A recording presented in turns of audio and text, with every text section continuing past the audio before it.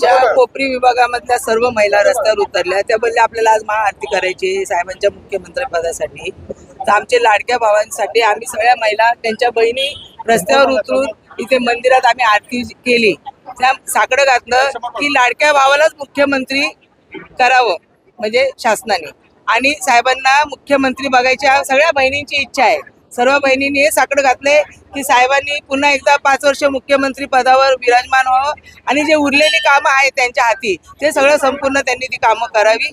आणि जे हे आज आम्ही इकडे कोपरी पाच पाकडीत केलेले जे आरतीचं नियोजन ते आज पूर्ण महाराष्ट्रामध्ये त्या आरतीचं नियोजन होईल अशी मी सगळ्या बहिणींना विनंती करते का सर्वांनी ही आरती सगळ्यांनी साकडं घालावं आणि साहेबांना मुख्यमंत्री पद। शिवसेनेत उभी पोट पडल्यानंतर पायऱ्यांना त्यांच्याकडे जिम्मेदारी दिलेली धनुष्यबाण त्यांच्याकडे मात्र घवघवीत यश पुन्हा एकदा त्यांनी संपादन केलेलं कसं बघतात त्या साहेबांनी सांगितलं होतं त्यावेळेस भाषणामध्ये ह्याच्यामध्ये मंत्रिमंडळामध्ये की माझे 50 आहेत, हे तर एकही कोणी जाणार नाही आणि यांचे 115 आहेत बीजेपीचे, ते पण जाणार नाही। मी 200 आणणार नाही तर मी पूर्ण राजकारण सोडून शेती करेन, पण त्यांनी 200च्या वर आणून दाखवलं आणि हे सगळं आमच्या लाडक्या भावाचं यश आहे।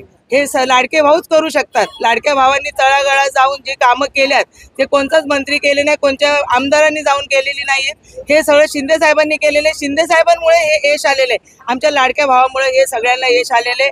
तिथे कोणी कुठलाही पक्ष असो तर यश फक्त साहेबांचंच आहे आणि साहेबांना मुख्यमंत्री पद द्यावी ही सगळ्यांची मागणी आणि ती विनंती आमची साहेबांना म्हणजे मुख्यमंत्री पद भेटावं। पुन्हा 2100 रुपये खात्यामध्ये येणार आहे। एकीकडे हे बघा 2100 रुपये बरोबर आहे, पण 2100 रुपये जे खात्यामध्ये येणार आहेत ते येणार तर आहेच। साहेबांचं मुख्यमंत्री पद आल्यावर तर ते येणार आहे आणि नाही आले तरी साहेबांना 2100 रुपये देणार आहे। साहेबांना महिलांना आमचे जे आहेत महिला लाडक्या बहिणी त्यांना 2100 रुपयाची लालच नाहीये।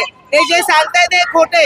2100 रुपयाची त्यांची काहीच लालच नाहीये की बाबा त्यांना 2100 रुपये भेटावं हे कोणच बोलत। हे म्हणतात माणसाचं काम चांगलंय, लाडक्या भावाचं आमचं काम चांगलंय, गरिबांचं त्यांना कळकळीची म्हणजे कळकळीचं आहे ते तळागाळातून आलेले मुख्यमंत्री त्यांना जाण आहे गरिबांची, त्याच्यामुळे ते साहेबांचे मुख्यमंत्री होणार।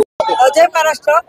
आज खूप आनंदाचा दिवस आहे की आम्हाला सगळ्या ह्या लाडक्या बहिणींनी आज साकडे घातलेले गणपती बाप्पाच्या पुढे की आमचा लाडका भाऊ शिंदे साहेब यांनी मुख्यमंत्री व्हावं ही आमच्या सगळ्या महाराष्ट्रातील तमाम महिलांची लाडक्या बहिणींची इच्छा आहे।